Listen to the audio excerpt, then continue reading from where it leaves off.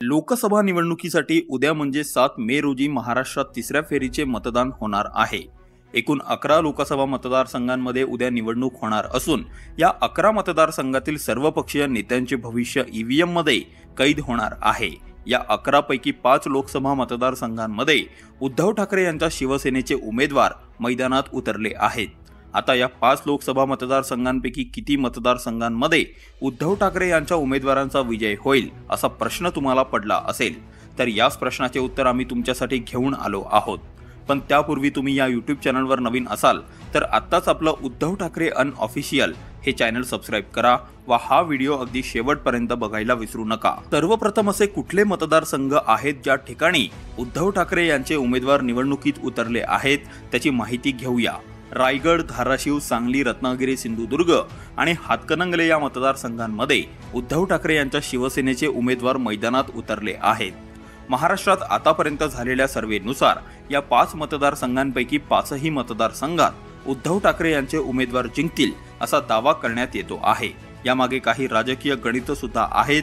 आता हे राजकीय गणित काय असणार त्याचा आढावा आपण घेऊ।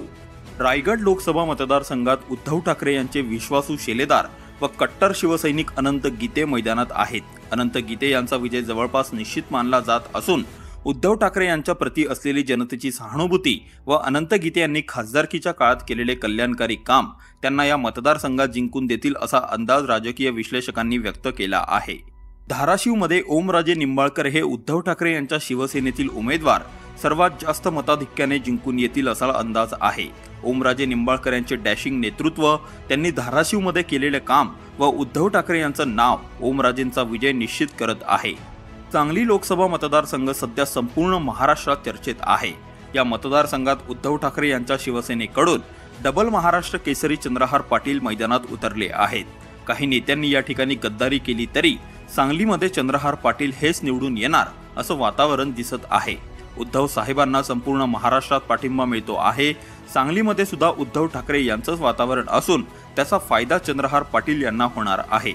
रत्नागिरी, सिंधुदुर्ग लोकसभा मतदारसंघात शिवसेनेशी गद्दारी करणाऱ्या नारायण राणे यांना उद्धव ठाकरे यांचे विश्वासू शेलेदार विनायक राऊत टक्कर देत आहेत। नारायण राणे यांच्याबद्दल या लोकसभा मतदारसंघात प्रचंड नाराजीचं वातावरण असून विनायक राऊत यांची स्वच्छ प्रतिमा व कोकणात उद्धव ठाकरे यांचं असलेलं वारं या लोकसभा मतदारसंघात राऊत यांच्यासाठी फायदेशीर ठरणार आहे।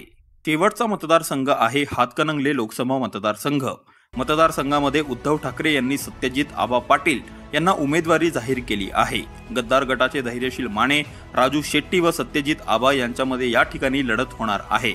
सध्याच्या घडीला सत्यजित आबा हे सर्वात आघाडीवर असून निवडणूक निकालात सुद्धा सत्यजित आबा पाटील पुढे राहतील असा अंदाज आहे।